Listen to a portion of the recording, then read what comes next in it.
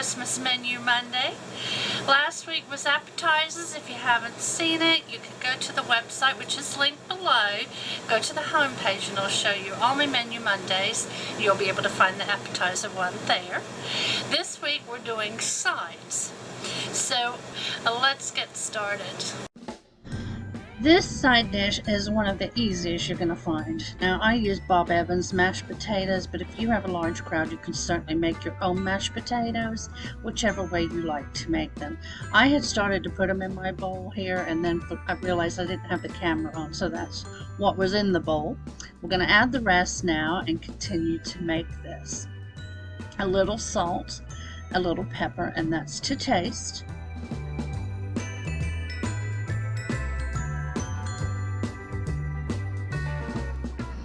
And now we're going to add a tablespoon of the bacon bits and get that mixed in.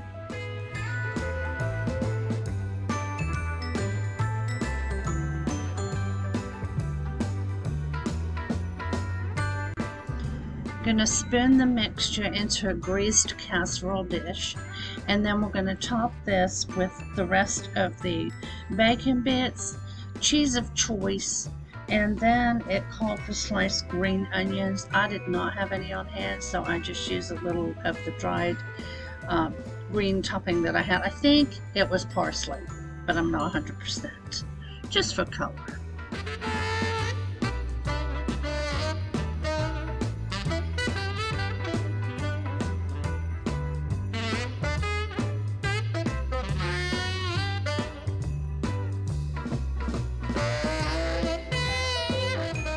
Pop this in a 350-degree oven for 15 minutes, and that's it. It's ready to serve.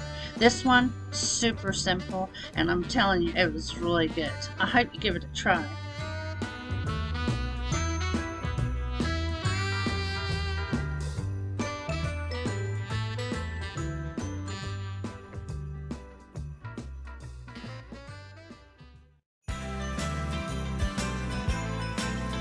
So this goes in the slow cooker, which helps your oven and your other appliances free up. So the first thing we're going to do is cut and slice the potatoes and wash them as directed by the ingredients, which is 4 pounds of sliced potatoes peeled and cut into 1-inch thick slices.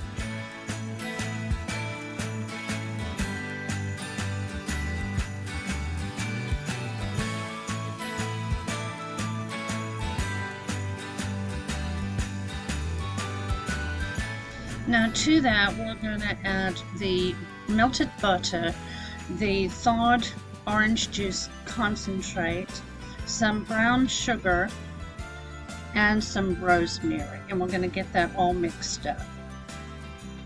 Then we pour that over the potatoes, and it says toss to coat. Well, I used a liner bag, so I just literally held the bag closed and shook it, which was fantastic. But if you're not using a liner, then just go ahead and mix everything up so all your potatoes get coated. You're then going to cook that on low for 5.5 to 6 hours.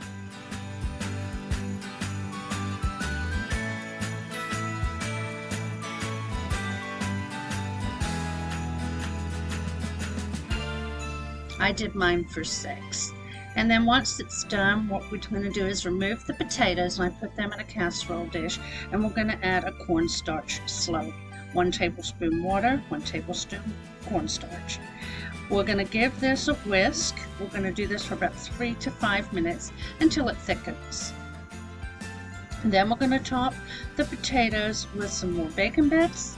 Now, I had bacon and I was going to cook it, but I had a lot of other things going on today, so I just used my crumbles. But I think it would probably be really good with fresh bacon bits.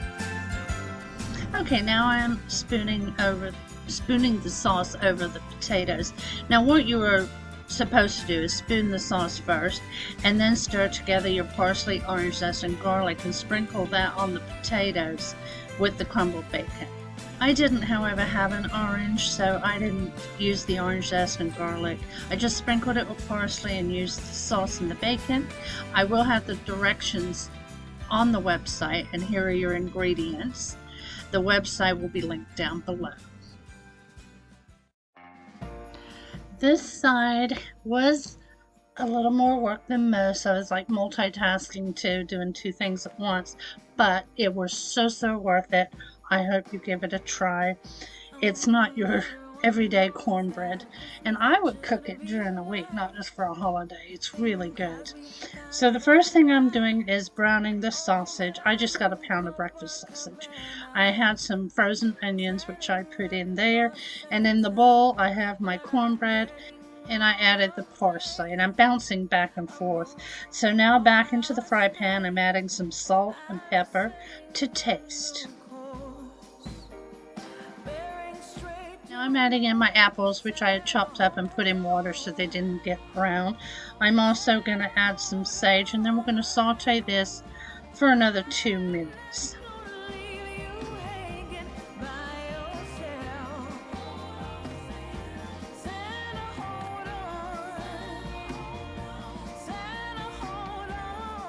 Now we're going to add the chicken stock into the bowl. I'm adding what would have been bourbon, but I used water with vanilla. I didn't have any bourbon on hand. You can use either. We're going to let that saute till it reduces the liquid. We're now adding into the bowl with the cornbread, the eggs, and the pecans. And we're going to mix this very well. And then we're going to add the ingredients in the skillet into the bowl. Mix everything together, and we're going to put this into a large casserole dish, bake it at 350 for 30 minutes.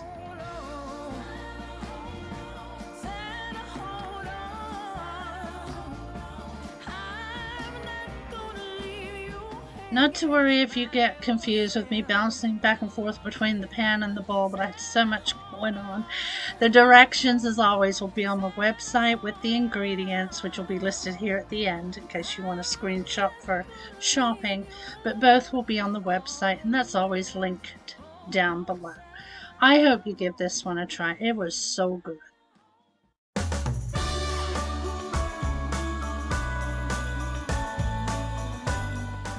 Today's side is going to be some collard greens. First of all, I'm cutting up the bacon. I just cut them with scissors. I find this easier when you want crumbles. So you're going to add the bacon to a medium-high heat pan that has a little olive oil in it. And then you're going to cook it until it's crisp. It takes about 5 to 7 minutes.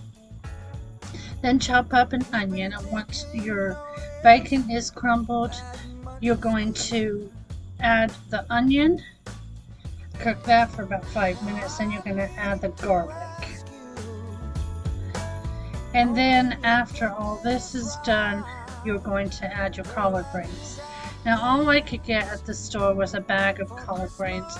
They didn't look like they had stems in them, but the more I added them to the pot, the more stems I found. So I was a little frustrated with that.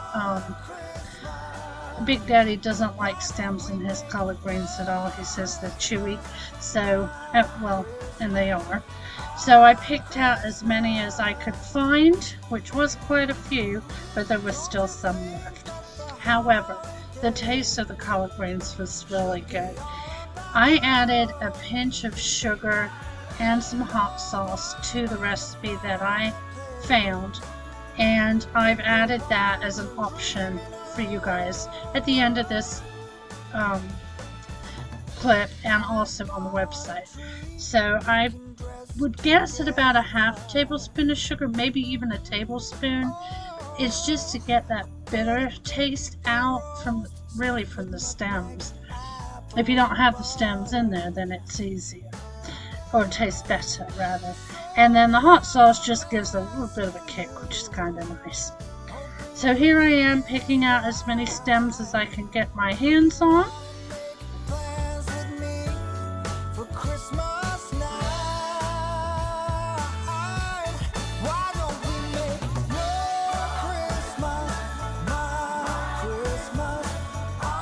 And I keep stirring this now. I want to get all the bacon grease and bacon bits and onions all mixed up into the collard greens so they'll start wilting down. Now we're going to add the chicken broth. I make my own, so I'm doing that now, and we'll get that in with the collard greens.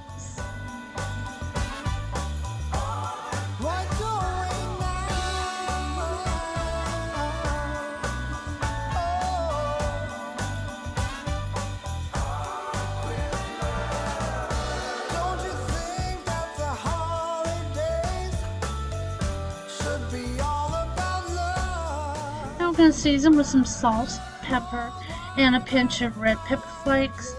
I didn't film me adding the sugar and the hot sauce because it was sort of an afterthought, and I forgot to turn the camera off for that, but I did include that in the ingredients at the end.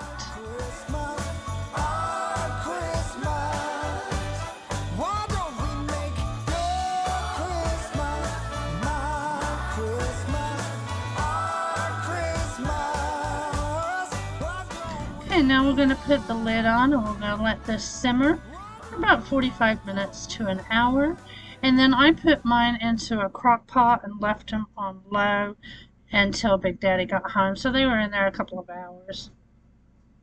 Here's what they looked like when they were done. Like I said, very tasty. We had lots of leftovers, so I went ahead and froze those for another night. I hope you give them a try.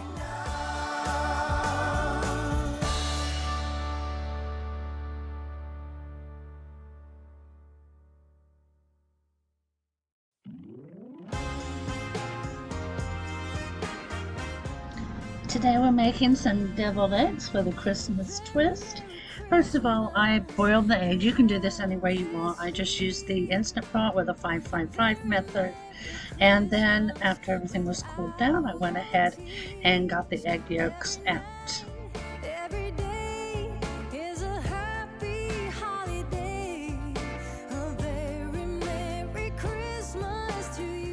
Okay, now it's time to color the eggs. Now I had gel food coloring. I would have liked my eggs to have been darker colors, but I let them set 30 minutes and they still came out a little light to my liking.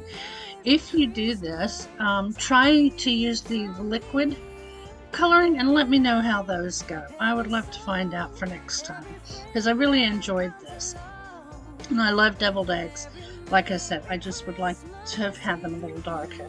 Anywho, we're going to go ahead and put some in the red, some in the green, and then I'm going to leave some white just to give a variation.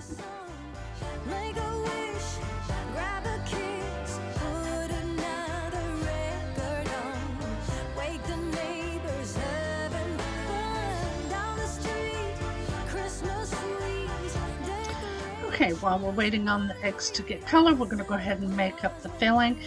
It called for 3 tablespoons of mayonnaise. I ended up putting in 4, so I went ahead and changed the ingredients. 3 made it a little dry. So then we'll put in some mustard, just a 1/4 teaspoon. I might have put a little extra in there, and some salt and pepper.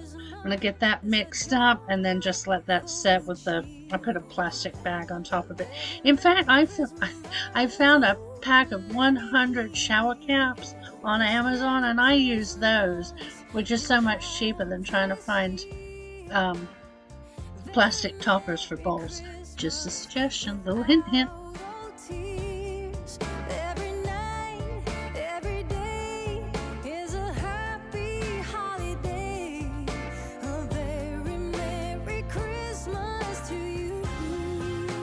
Okay, now we're going to get the eggs out and then just pat them all dry, and I'll go ahead and put them in my egg tray.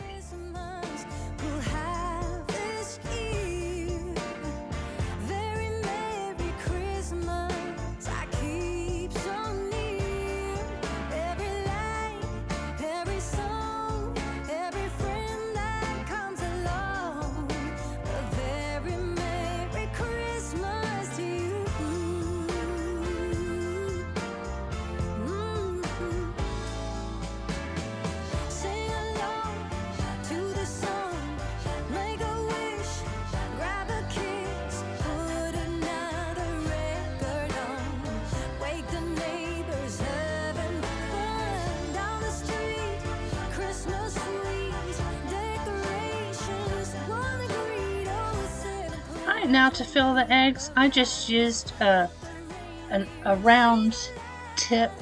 I've tried the fancy ones before, but unless I really work on getting this thinned out, it clogs up with the fancier tips.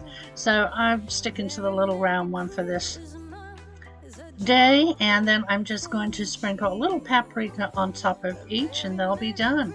They were, as always, delicious. It's a great thing to take to a party, great thing to have sitting around on Christmas Day. Everybody loves a deviled egg.